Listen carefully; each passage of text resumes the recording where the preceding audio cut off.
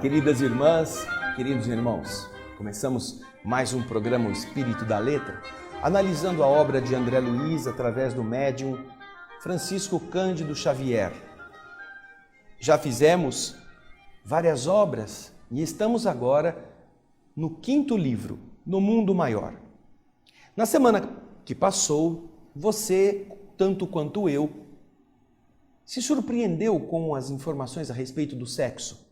E se nós pudéssemos nos debruçar sobre aquele capítulo, o 11º, diariamente, e lê-lo com calma, passaríamos um ano descobrindo outros aspectos, aprofundando ensinamentos que serão fundamentais na expressão pessoal da afetividade.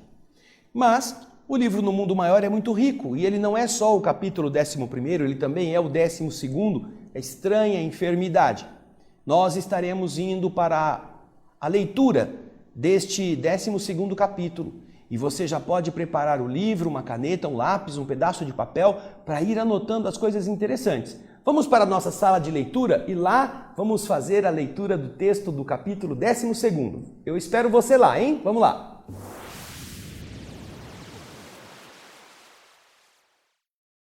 Então, agora que você já está com o texto, pense nas coisas interessantes que este capítulo vai trazer com base em lembranças, em consciência de culpa, tudo isso, aquilo que Jesus pede que a gente medite quando vai fazer alguma coisa na terra.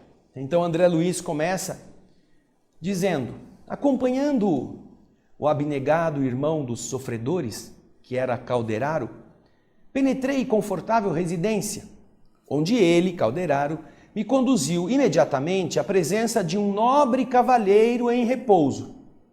Achamo-nos em elegante aposento, decorado com as cores douradas em ouro velho. Magnífico tapete completava a graça do ambiente, exibindo caprichosos arabescos, caprichosos desenhos ao estilo muçulmano, que se harmonizavam com os desenhos que estavam no teto. Deitado, esticado, num divã, o enfermo que visitávamos mergulhava-se, engolfava-se em profunda meditação. Ao lado dele, uma humilde entidade do mundo espiritual, como que estava nos esperando. Aproximou-se e cumprimentou-nos de maneira gentil. Diante das fraternas perguntas e interpelações de Calderaro, ela respondeu solícita. Fabrício vai melhorando. No entanto, continuam os fenômenos de angústia. Tem estado inquieto, aflito, disse ela. O orientador lançou expressivo olhar endereçado ao doente e insistiu. Ele ainda mantém o autodomínio?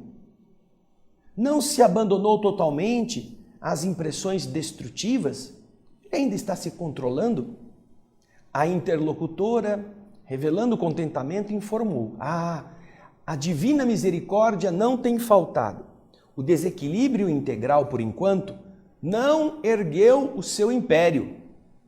Em nome de Jesus, nossa colaboração tem prevalecido. Então, fraternalmente, Calderaro perguntou, dirigindo-se a mim, André, por acaso você chegou alguma vez a examinar casos declarados de esquizofrenia? Esquizofrenia. Eu não havia adquirido conhecimentos especializados sobre o assunto.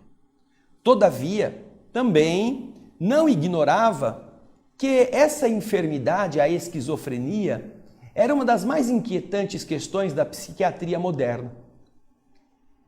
Calderaro depois continuou explicando. Este ramo ingrato da ciência que estuda as doenças da alma, ao compreender que eu não entendia muito disso, não é? Há muito tempo, um campo de batalha entre fisiologistas e psicologistas. Esse conflito é, em verdade, lamentável e bizantino, ou seja, muito velho. muito antigo, sem resultado prático, uma vez que ambas as correntes possuem razões substanciais nos seus argumentos e elas se digladiam uma contra a outra. Nós, entretanto, somos forçados a reconhecer que a corrente da psicologia está em melhor posição porque ela examina o problema nas proximidades, nas adjacências das causas profundas. Ao passo que a fisiologia, que analisa somente o corpo, analisa os efeitos e procura remediá-los na superfície. Depois de explicar isso, o assistente recordou-me ou recomendou-me que examinasse a mente do visitado. Eu então auscultei-lhe, fui como um médico consultar o seu íntimo, ficando espantado, alarmado com as inquietudes que estavam povoando o seu ser interior. O cérebro apresentava anomalias estranhas. Toda a sua parte inferior mostrava manchas sombrias. Os distúrbios da circulação, do movimento e dos sentidos eram visíveis. Calderaro me apresentara Fabrício, classificando-o como esquizofrênico. Mas, ao observá-lo, não estaríamos ali perante um caso de neurastenia, um estado de inatividade ou de fadiga extrema do cérebro, da ligação cérebro-cardíaca?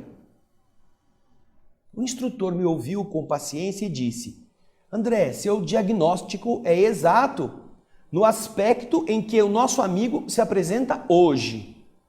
Está, sim, nesse estado de estafa. A esquizofrenia, porém, originando-se de sutis perturbações do corpo perispiritual, se traduz no vaso rico por surpreendente conjunto de moléstias variáveis e indeterminadas. Ela migra para o corpo físico através dessas moléstias que ficam estranhas. No momento, temos aqui a doença de Krishaber. Krishaber foi um médico russo que diagnosticou um comportamento estranho em relação à audição, às sensações estranhas, às alucinações. Há uma hiperestesia, então leva esse nome. Parece então a doença de Krishaber com todos os característicos especiais. Mostrando então uma grave expressão no semblante, acrescentou: repara, porém, além dos efeitos que você está vendo, analisa a mente e os domínios das sensações. E então voltei a examiná-lo e lancei mais profundamente a sonda da minha observação sobre os quadros interiores do enfermo na mente e percebi neles imagens torturantes na tela da memória. Ensimesmado, aquele indivíduo que fica isolado dentro de si mesmo, Fabrício não se dava conta do que estava acontecendo fora dele. Braços imóveis, olhos parados, mantinha-se distante das sugestões do ambiente. No íntimo, todavia, a zona mental semelhava-se a uma fornalha ardente. A imaginação superexcitada detinha-se ao ouvir o passado. Recordava-lhe a figura de um velhinho agonizante. Escutava as suas últimas palavras na hora extrema do corpo, recomendando a ele o cuidado de 3 jovens que também estavam na sala, na paisagem das suas lembranças, das suas reminiscências. O moribundo, diz André, deveria ser o pai de Fabrício, e os rapazes, seus irmãos. Conversavam entre si lacrimosos. De repente, na mente do doente que André observava, as lembranças se modificavam. O velho, o ancião e os jovens pareciam revoltados contra ele, acusando-o. Chamavam-no pelo nome com descaridosas designações, xingavam-no. O doente ouvia as vozes internas, ansioso, amargurado. Desejava desfazer-se do passado, pagaria pelo esquecimento qualquer preço. Sonhava em fugir de si próprio, mas em vão. Sempre as mesmas recordações atrozes, vergastando-lhe, chicoteando-lhe a consciência. Esta é a descrição que André Luiz faz de Fabrício. Ele estava com todas as atitudes de alguém enfermado por aquela enfermidade do médico húngaro, Krishábi, que era uma hiperexcitação, capaz de ouvir vozes, ver vultos e que, portanto, é diagnosticada como uma doença de levar a pessoa ao desequilíbrio dos nervos, a chamada esquizofrenia. Mas, na verdade, o cérebro estava deteriorado porque a mente de Fabrício estava presa a certas lembranças amargas. Primeiro, um velho doente, 3 jovens junto com ele, o quarto na sala. Depois, já o velho desencarnado e os jovens também em uma outra situação, xingando, e ele queria esquecer, ele sofrendo com essa situação. Por que será, não? Na primeira parte, neste primeiro bloco, nós vimos o perfil que explica a condição física daquele homem, inerte, entregue.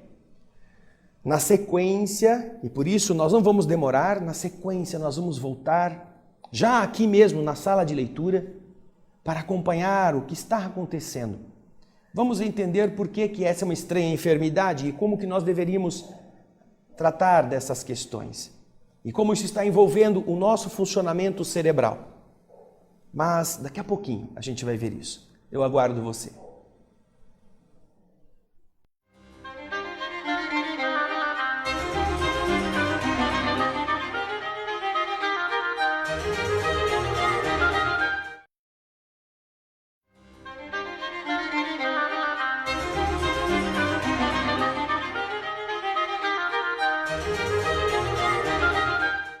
Olá, queridas irmãs, queridos irmãos, estamos de volta com o estudo do capítulo 12 do livro No Mundo Maior, Estranha Enfermidade.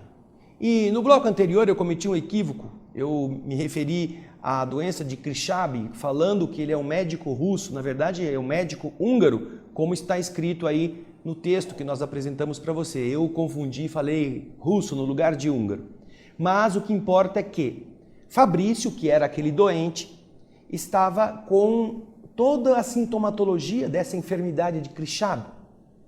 Recordava-se de coisas, parece que ouvia vozes, que via cenas, e isso o perturbava. Vamos então continuar na sala de leitura com o texto, vendo o porquê que isso estava acontecendo dessa forma. Vamos lá? Vamos continuar. Verificava, diz André, os estragos orgânicos que aconteciam em Fabrício, resultantes do uso intensivo de analgésicos. Aquele homem deveria estar duelando consigo mesmo desde há muitos anos. Eu estava no exame da situação quando uma senhora idosa surgiu no aposento tentando chamá-lo à realidade. E ela disse: Fabrício, vamos, não se alimenta hoje?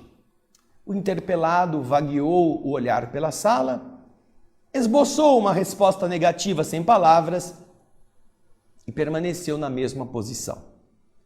A senhora, a matrona, insistiu afável, mas não conseguiu tirá-lo daquela negativa. E porque ela prosseguisse atenciosa, buscando dar a ele um caldo, uma sopa, o enfermo levantou-se de súbito, como se houvesse repentinamente enlouquecido. Esbravejou expressões inconvenientes e ingratas. Vermelho de raiva, repeliu o oferecimento, surpreendendo-me pela crise de nervos destrambelhados. A esposa regressou ao interior da casa enxugando os olhos, enquanto o calderário me esclarecia comovido. Fabrício, André, está nas proximidades da loucura. E ainda não enveredou francamente pelo terreno da alienação mental, graças à dedicação de uma velha parenta, desencarnada, que o assiste aqui vigilante. Logo após, o assistente o submeteu a operações magnéticas de reconforto, vigorando-lhe a resistência, melhorando o seu vigor. Diante do neurótico, do neurastênico, agora mais calmo, Calderaro narrou-me com serenidade o seu caso.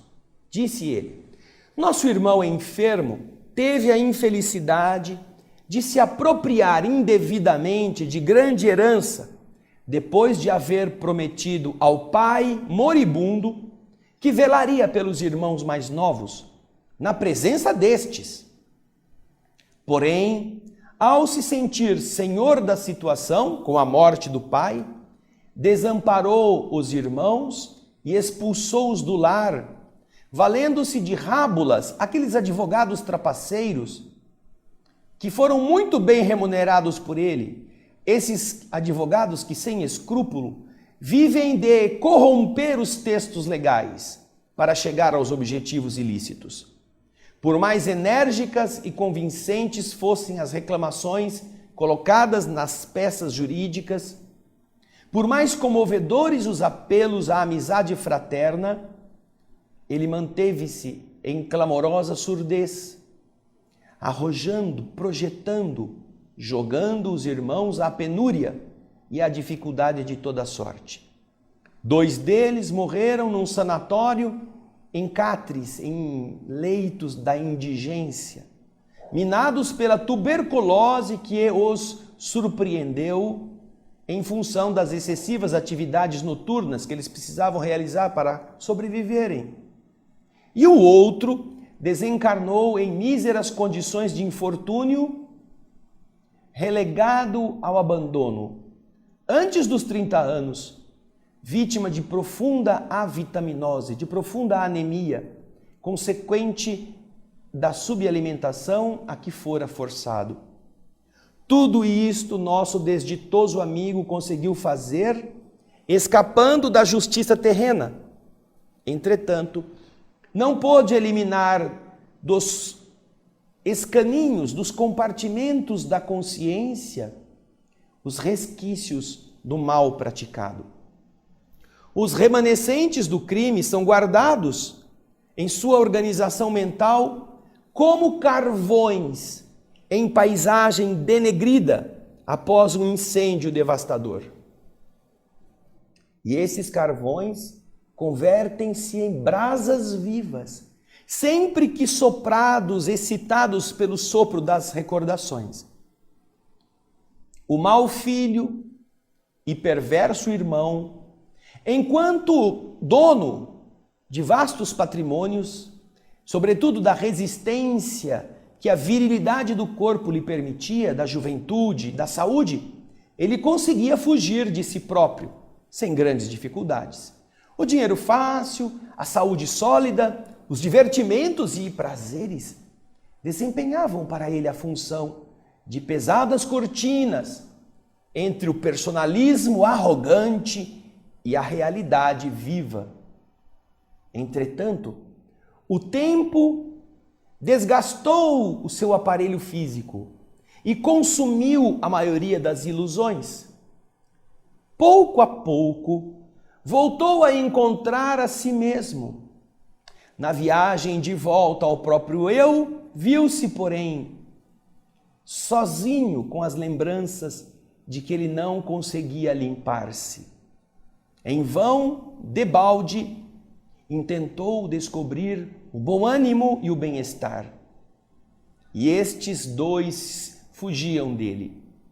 Impossível era concentrar-se no próprio ser, sem ouvir o pai e os irmãos acusando-o,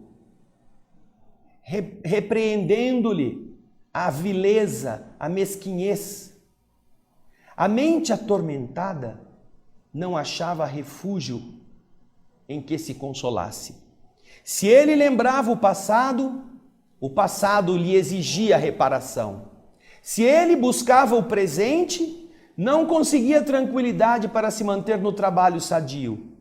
E quando tentava erguer-se a um plano superior, veja aí os 3 níveis, né? Passado, presente e o plano superior, desejoso de orar ao Altíssimo, era surpreendido ainda aí por dolorosas advertências no sentido de inadiável correção da falta cometida. Antes de rezar, vá reparar o mal. Então, nesse estado espiritual, ele se interessou, mas já tarde demais, pelo destino dos seus irmãos. As informações conseguidas não lhe deixavam a oportunidade para o pagamento da dívida moral de imediato. Todos haviam morrido, antecedendo na grande jornada do túmulo. Desde então, verificando a impraticabilidade de uma rápida retificação do tortuoso destino, o infeliz Fabrício prendeu-se nas zonas mais baixas do ser. Perdeu as ambições nobres, os ideais sadios, passou a ignorar os recursos da esperança. As vantagens materiais, ao invés de confortá-lo, infundiam nele agora pavoroso tédio e desgosto sem nome. Enfiado na máquina das responsabilidades financeiras, criadas, aliás, por ele mesmo, sem aquele espírito de possuir para dar em nome do bem universal, não foi possível a ele fugir das imposições da vida social, na qualidade de homem de alto comércio, até que baqueou, até que se prostrou em supremo torpor. Sentindo-se acusado como criminoso no tribunal da própria consciência, começou a ver perseguidores em toda parte. Adquiriu desse modo medos lamentáveis, fobias desesperantes. Para ele, todos os pratos estão envenenados. Desconfia de quase todos os familiares e não tolera as antigas relações de amizade. A grande quantidade de recursos materiais o fez descrente da amizade sincera. Deu a ele noções de privilégio que ele nunca mereceu. Acentuou nele a independência destrutiva. Extinguiu no coração a bendita luz do verbo servir. Como vemos, sua situação é absolutamente desfavorável ao necessário reerguimento. A condição à qual ele se impôs pelos desejos menos nobres, que ele sempre nutriu, é de uma apatia e esterilidade. Vejam só. A consciência culpada, a certeza de que ele deveria ter feito coisas que não fez. Enquanto a juventude e a saúde orgânica mantêm a mente bem isolada, facilmente iludida, achando que não precisará prestar contas, a pessoa vive numa boa, vive tranquila, vive passeando, se enganando com ilusões que encontra pelo caminho. Mas quando o corpo se desgasta, quando a saúde vai decaindo, quando o tempo vai passando e a mente vai tendo que assumir a si própria, então as pessoas começam a meditar que não conseguiram cumprir a parte que lhes competia. E mais, que o que fizeram não só foi usurpar direitos que não lhe pertenciam, mas acabar com a esperança de pessoas do seu sangue, da sua família, a quem um pai moribundo havia confiado o destino de seus 3 irmãos. Ele tentou achar uma forma de reparar isto, mas todos já tinham morrido. E ele não entendeu que ele deveria atirar-se a tentar diminuir as dores do mundo, a ajudar pessoas desamparadas, a fazer algo que consertasse isso, porque o problema era com ele, não era com os irmãos. Ele era o mesquinho, ele precisava lutar contra isso. Mas ao contrário, o que ele fez? Refugiou-se nele mesmo. Começou a culpar-se, começou a desconfiar de todo mundo era assassino potencial e iam matá-lo com comida envenenada, ou eram interesseiros, queriam tirar o dinheiro dele. Aí entra o desequilíbrio mental. Ao invés de ele agir para fora, ele agiu para dentro. Por isso está nessa condição. E agora, no próximo bloco, nós vamos acompanhar o desenrolar desta lição, que certamente pode não nos atingir de forma idêntica, mas quem sabe muitos de nossos problemas não estão enraizados numa consciência cheia de máculas, não é? Vamos para o intervalo e já já voltamos.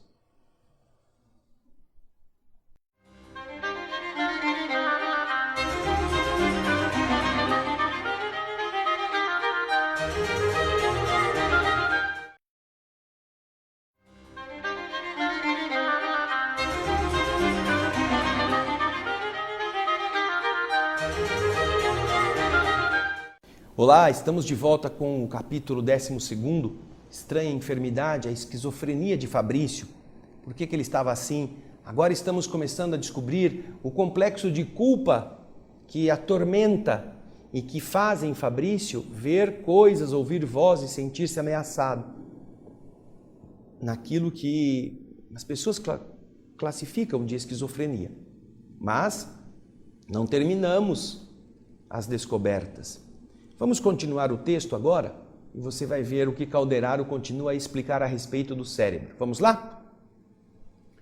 A essa altura da narrativa, Calderaro apontou em particular o cérebro doente e explicou: o sistema nervoso que se liga ao cérebro, a essa câmara encefálica, através de processos indescritíveis na técnica da ciência dos homens, não é mais do que a representação de importante setor do organismo do perispírito, segundo nós acabamos de estudar. A mente falida de Fabrício, experimentando insistentes remorsos e aflitivas preocupações, intoxicou estes centros vitais com a incessante emissão de energias corruptoras. Consequentemente, verificou-se o que em boa psiquiatria poderíamos designar como lesão generalizada do sistema nervoso. Esse desastre atingiu, em primeiro lugar, as sedes das conquistas mais recentes da personalidade, isto é, as células e os estímulos mais jovens, que se localizam nos lobos frontais e no córtex motor, inutilizando temporariamente o nosso amigo para a meditação elevada e para o trabalho sadio, e obrigando-o a regredir no terreno espiritual para dentro de si mesmo, naquele terceiro nível do inconsciente. E é o que ele vai dizer aí. Com a mente estacionária agora, em plena região instintiva da individualidade, naquele bulbo. Lembra lá dos primeiros programas, do capítulo 3, capítulo 4? Estudando o cérebro, a casa mental, aquela parte mais primitiva, sediando-se ali, na região instintiva da individualidade, nosso doente ainda não se acha positivamente desequilibrado, graças à contínua assistência do nosso plano, graças ao apoio dos espíritos.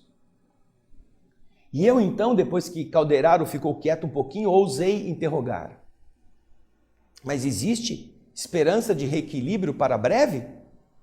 E ele, de maneira significativa, disse que não. Não, André, absolutamente não. No caso dele, funcionariam em vão as terapêuticas que estão em uso. O espírito delinquente pode receber os mais variados gêneros de colaboração, mas será imperiosamente, necessariamente, deverá ser ele o médico de si próprio. A justiça divina exerce invariável ação, embora os homens não a identifiquem no mecanismo de suas relações normais, cotidianas. Os criminosos podem, por muito tempo, escapar ao corretivo da justiça do mundo. No entanto, mais cedo ou mais tarde, percorrerão, vaguearão perante os seus irmãos em humanidade, em baixo terreno espiritual, representado no quadro das aflições punitivas que eles próprios criaram. Para os familiares e amigos, Fabrício é um esquizofrênico, incapaz de resistir às aplicações do choque insulínico, uma terapêutica que faz com que as pessoas recebam insulina em uma quantidade maior para terem uma crise e acalmar os nervos. Ele não pode receber isso por quê? Porque tem o coração frágil e cansado. Mas para nós é um companheiro acidentado na ambição inferior. Ele era ambicioso, ele abandonou os seus irmãos e negou a promessa que fez ao pai por causa do dinheiro. E agora está curtindo os resultados amargos de seus propósitos de dominar egoisticamente na vida. E ao interromper a sua fala, diz André, eu comecei a pensar em algumas interrogações naturais no meu campo íntimo. Ora, se o doente não oferecia perspectivas de melhoras substanciais, o que nós estamos fazendo ali? Qual era o objetivo de nossa assistência? Por que nos demorarmos à frente de um caso insolúvel ou insolvível como aquele, pela impossibilidade de próximo reencontro entre o criminoso e suas vítimas? São perguntas naturais, não é? Para que gastar vela boa com defunto ruim, né? Diríamos nós. Calderaro, porém, não me deixou sem resposta. E ele, atencioso, disse para mim, André, estamos aqui a fim de proporcionar a Fabrício morte digna. Ele não chegará a enlouquecer em definitivo. Com a nossa ajuda fraterna, desencarnará antes de perder totalmente a razão. E porque eu ficara espantado, o dedicado amigo acrescentou, Fabrício casou-se com uma criatura, por todos os títulos, credora do amparo celestial. E essa mulher quase sublime deu-lhe 3 filhos, aos quais ele se consagrou nobremente, preparando-os para elevado ministério social. São eles, atualmente, no presente, 2 professores e um médico, dedicados ao ideal superior de servir ao bem coletivo. Fabrício não tem o direito de perturbar a família organizada à sombra do seu amparo material, mas educada sem o seu personalismo despótico, tirânico. Pelo serviço que prestou à esposa e aos filhos, recebe agora do alto o socorro, de maneira a transferir residência, por imposição da morte, preparado para o futuro de reajustamento. As preces da companheira e dos filhos garantem a ele uma boa morte próxima, para a qual nós vamos organizando as suas energias e habituando no mesmo ritmo a família a permanecer em missão ativa no bem, sem a presença material dele. Preparavam o espírito e preparavam os familiares para que, quando chegasse o momento da despedida, nenhum deles sentisse um baque muito forte. Então, o assistente Calderaro silenciou, dispondo-se a fazer aplicações magnéticas no aparelho circulatório.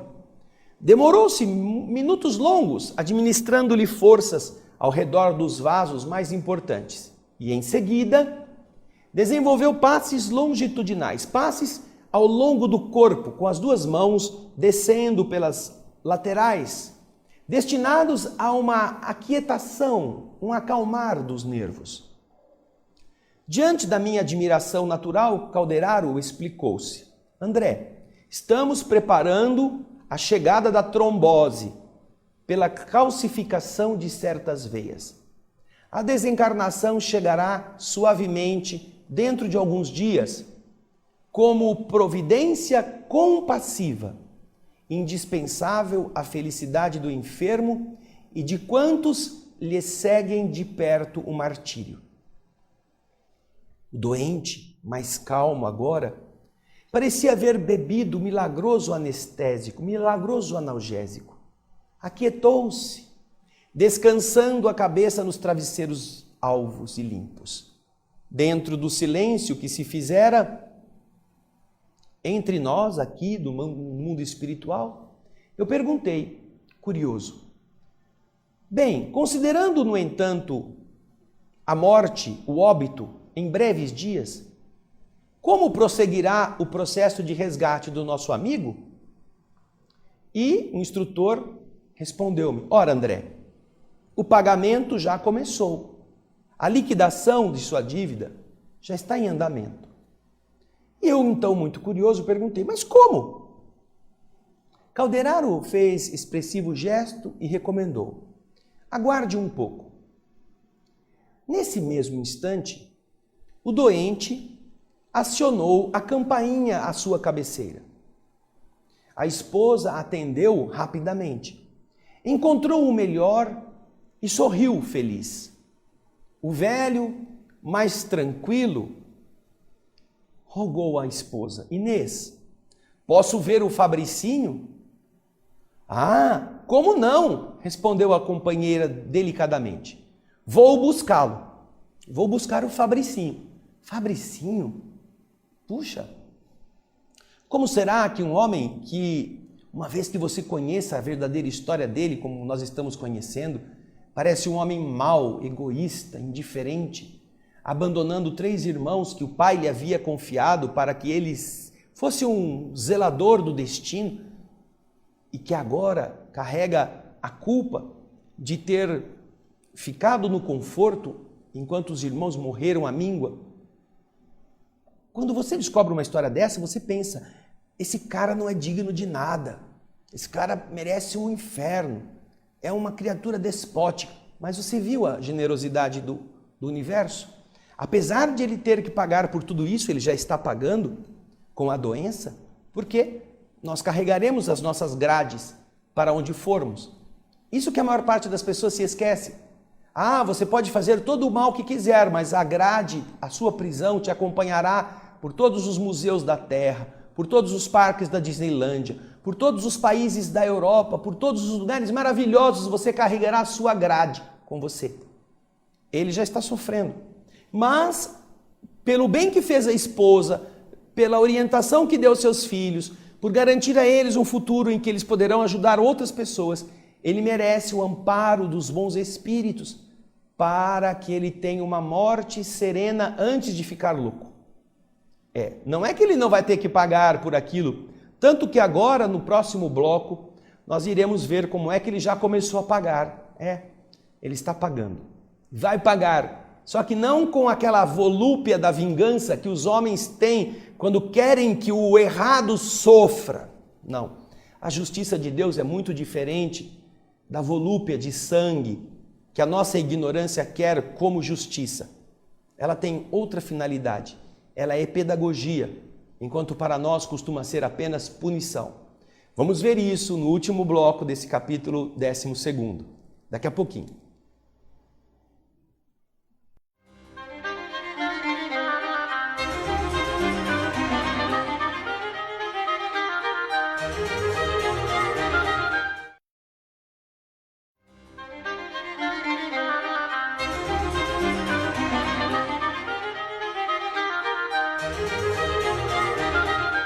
Estamos de volta para o último bloco do capítulo 12 do livro No Mundo Maior. Estranha enfermidade, a esquizofrenia, que, por pior que seja, envolve não apenas um problema biológico, envolve também um problema psicológico. E agora que Calderaro disse a André que é ele que prejudicou a promessa que fez ao pai e que maltratou de tal forma a levar à desencarnação precoce os próprios irmãos, agora já está reparando, de alguma forma, os seus equívocos. E então, neste último bloco, nós vamos ver como é que ele está fazendo isso. Veja só a história que termina o capítulo 12, aí na tela. Em poucos minutos, a esposa Inês regressava trazendo um menino com seus 8 anos.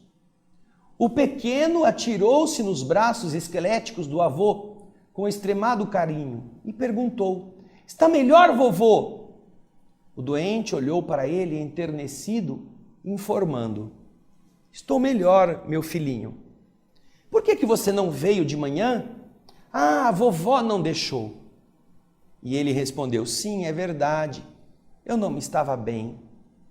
Então a Inês, a esposa, a avó da criança, retirou-se para deixá-los à vontade e ficou num canto, acompanhando a cena do outro lado da cortina.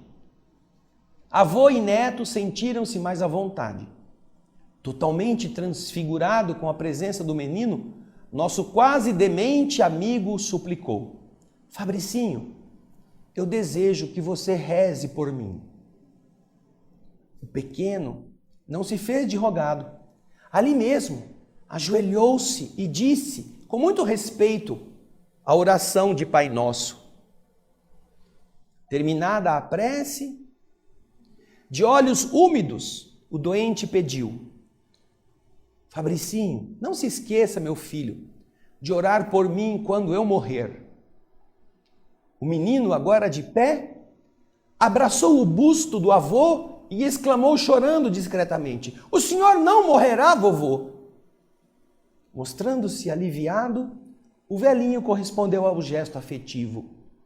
Olhou o neto e perguntou, com um estranho brilho no olhar: Fabricinho, você acredita que Deus perdoa aos pecadores como eu? O menino respondeu lacrimoso e confundido: eu acho, vovô, que Deus perdoa todos nós. E então, revelando as ansiedades que estavam na sua alma, o velho voltou a perguntar: você acha que mesmo a um homem que trai a confiança do pai e rouba aos irmãos, Deus perdoa? O netinho hesitou, incapaz de compreender a extensão daquela pergunta intencional. Entretanto, no desejo de agradar o doente de qualquer modo, de forma com a simplicidade infantil, ele respondeu com o coração: ah, vovô, eu penso que Deus perdoa sempre.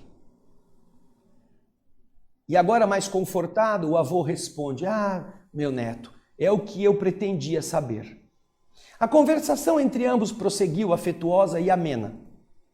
Após detido o exame, Calderaro apontou para a criança e me esclareceu: André, este menino é o ex-pai de Fabrício, que volta ao convívio do filho delinquente pelas benditas portas da reencarnação. É o único neto do doente e mais tarde assumirá a direção dos patrimônios materiais da família, bens que inicialmente lhe pertenciam. A lei jamais dorme. Assombrado com a informação, remoí as perguntas que vinham espontâneas na minha mente. Ora, como iria redimir-se, por sua vez, o velho Fabrício, este que ia morrer? Ele iria voltar também em dias do futuro àquele mesmo lar? Sofreria o desequilíbrio completo depois da morte do corpo? Se ele não ia ficar louco durante a vida, será que ficaria louco depois que morresse? Iria se demorar em perturbação? Como seria isso, não é? Calderaro, dando por findos os nossos trabalhos de assistência na casa, sorriu para mim, preparou-se para a retirada e respondeu com humildade: nosso amigo é enfermo, André, guardando na mente os resíduos da ação criminosa, logo após o abandono do corpo físico, vai experimentar por muito tempo os resultados de sua queda, até que o sofrimento expulse, alige, limpe os elementos malignos que intoxicaram a sua alma. Quando esse serviço purgatorial estiver completo, então, e eu Assim, ansioso diante da frase suspensa, respondi: então regressará aos seus familiares, vai nascer aqui de novo. E Calderaro, vendo a minha ansiedade, disse: ele vai fazer isto se o grupo consanguíneo atual houver elevado o padrão espiritual a luminosas culminâncias, ele será obrigado a se esforçar intensivamente para alcançar. Ele poderá nascer aqui sim, mas se esse grupo estiver muito melhor, ele precisará melhorar muito. Agora, não podemos imaginar que ele vai estar desamparado. Caso ele não tenha se melhorado tanto, todos temos a imensa família dentro da qual nós nos integramos desde a origem, a humanidade, a família humana, André. Nesse instante, deixávamos o aposento suntuoso. Em breves segundos, retornávamos à natureza, gozando a bênção do céu muito límpido. E enquanto o meu instrutor se refugiava em si mesmo, atento às responsabilidades do serviço, dei expansão a novos pensamentos relativos à amplitude e à grandeza do império da justiça.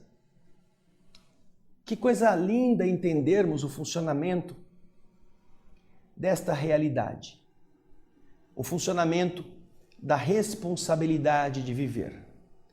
Não poderemos jamais fugir, achando que só porque a justiça não nos encontrou, da reparação do mal que praticamos.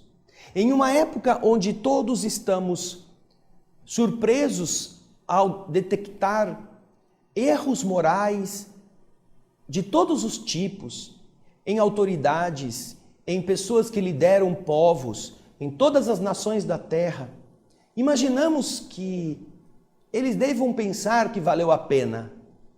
Mas nós não sabemos agora, para aqueles que foram presos já, quantas angústias não estão vivendo nos presídios que os albergam.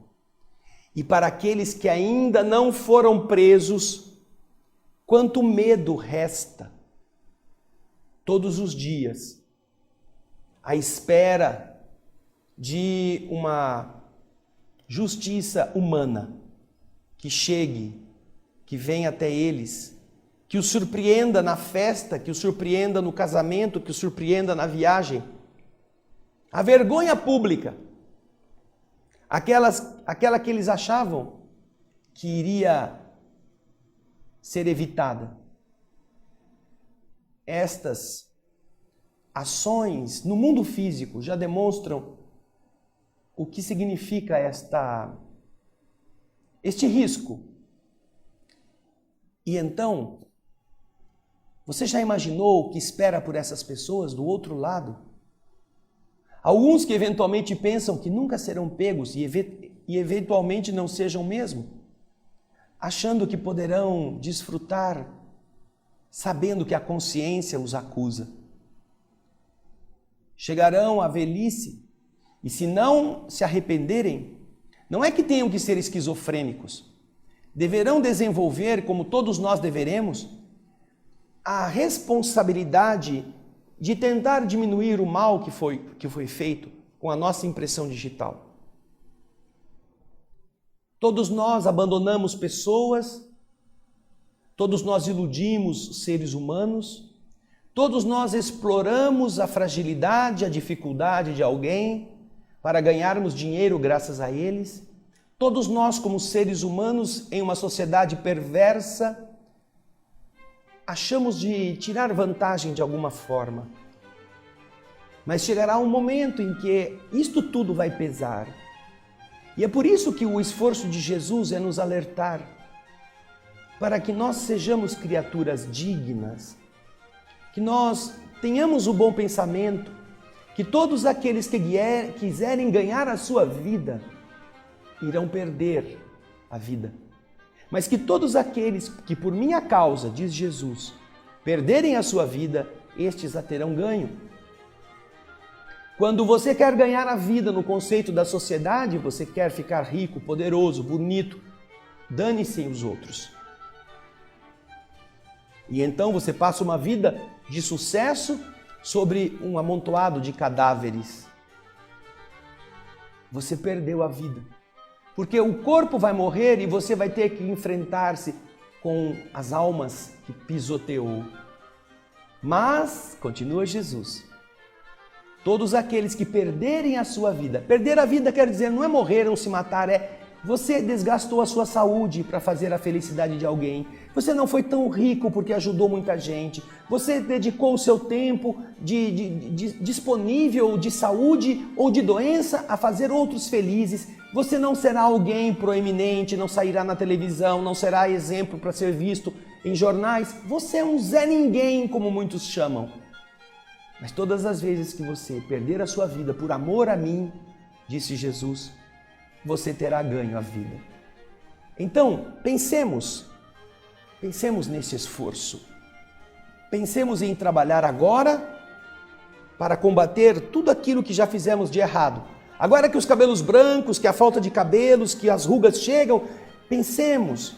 Se não temos lá na nossa adolescência, na nossa juventude, as ilusões afetivas, o jogo dos prazeres, o uso do sexo, as ações deliberadas para ganharmos muito, pesando em nossa consciência, e agora atuemos, comecemos a limpar isso de nós mesmos, ao invés de esperar a morte ou fugir através do ensimesmamento. Não, assumamos e nos limpemos.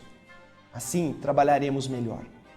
Viu que coisa linda? No próximo capítulo ainda é pior a coisa, porque vai falar da psicose afetiva, capítulo 13. Mas isso é semana que vem. Eu espero você no nosso próximo Espírito da Letra. Muito obrigado e muita paz.